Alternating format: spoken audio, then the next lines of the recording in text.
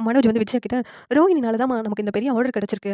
இதனால நமக்கு எவ்வளோ ப்ராஃபிட் கிடைக்கும் தெரியுமா? ரூ. 40,00,000 அப்படின்னு சொல்லிட்டு சொல்றாங்க. உடனே விஜயா ஆன்னு பொளக்குறாங்க வாய. ரூ. 40,00,000 கிடைக்கும் அப்படின்னு சொல்லிட்டு, இங்க ரோஹிணி இருந்துகிட்டு அவங்களேவும் என்னமோ மெனக்கெட்டு அந்த ஆர்டர கொண்டு வந்த மாதிரி பில்டப் பண்ணி பேசிட்டு இருக்காங்க. விஜயாவும் ரோகிணி பண்ண தப்பெல்லாம் மறந்துட்டு, ரோகிணி கிட்ட நல்ல விதமா பேச ஆரம்பிச்சுட்டாங்க. இதெல்லாம் பார்த்துக்கிட்டு இருந்த சுருதிக்கு தான் பொறுக்க முடியல. "எப்படி ரோகிணி ஒரு வார்த்தைனாச்சும் உங்க பேர சொல்லியிருக்கலாம்ல. என்னால ஏத்துக்கவே முடியல மீனா" அப்படின்னு சொல்லிட்டு ரொம்ப வருத்தப்பட்டுட்டு இருக்காங்க. அந்த நேரத்துல ரோகிணி வந்தோனயும், "நீங்க இவ்ளோ செல்ஃபிஷா இருப்பீங்கன்னு நான் கொஞ்சம் கூட எதிர்பார்க்கல ரோகிணி. இந்த ஆர்டர் உங்களுக்கு கிடைக்க காரணமே மீனா தான். அப்படி இருக்கும்போது மீனாவ பத்தி ஒரு வார்த்தை கூட நீங்க 2 பேரும் பேசவே இல்லையே" அப்படின்னு சொல்லிட்டு ரொம்ப வருத்தப்பட்டு பேசுறாங்க சுருதி. ஒண்ணும் ரோகிணி வந்துட்டு எதையும் கண்டுக்காம அங்கருந்து கிளம்பி போறாங்க. "இங்க பாருங்க மீனா, நீங்க இவ்வளவு நல்லவங்க இருக்கிறது எனக்கு தப்பா தெரியுது.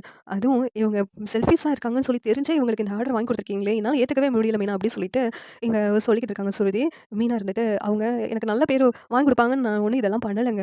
அவங்களோட குணம் எனக்கு தெரியுங்க" அப்டி சொல்லிட்டு மீனா சொல்லிக்கிட்டு இருக்காங்க. "உங்கள மாதிரிலாம் என்னால இருக்க முடியாது மீனா" அப்டி சொல்லிட்டு சுருதி அங்கருந்து கிளம்பி போறாங்க.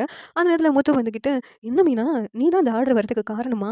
அப்டி சொல்லிட்டு கேட்குறாங்க. உடனே மீனா இருந்துட்டு, "ஆமாங்க, அன்னைக்கு டாக்டர் பட்டத்துக்காக ரெக்கமெண்ட் பண்ணாங்கல்லங்க, அவங்களோட ஃப்ரெண்ட் வந்திருந்தாங்க. அவங்க ஏதோ அபார்ட்மெண்ட் கட்டி டிவி, ஃப்ரிட்ஜ் எல்லாமேவும் அபார்ட்மெண்ட்லயே இருக்கிற மாரி வாங்கி குடுத்துருவாங்களாம் அப்படின்னு சொன்னாங்க. அதனால தான் அந்த ஆர்டர் வந்து உங்க அண்ணனுக்கு கிடைக்கிற மாதிரி நான் கேட்டேங்க. அத குடுத்தாங்க. அப்படின்னு அத என் பேர சொல்லியிருக்கலாம்ல. சொல்லாம விட்டுட்டாங்கன்னு சொல்லிட்டு சுருதி கோவப்படுறாங்க. நான் தான் செஞ்சேன் அப்படின்னு எல்லாரும் முன்னாடி தெரியறதுக்காகவா அப்படி பண்ணேன். நம்ம குடும்பத்தில ஒருத்தவங்க நல்லா இருந்தா நமக்கு தானங்க நல்லது. அதுக்காக தான் இத பண்ணேன் அப்படின்னு சொல்லிட்டு மீனா சொல்றாங்க. முத்து இருந்துகிட்டு, நீயும் என்ன மாரியே யோசிக்கிற மீனா.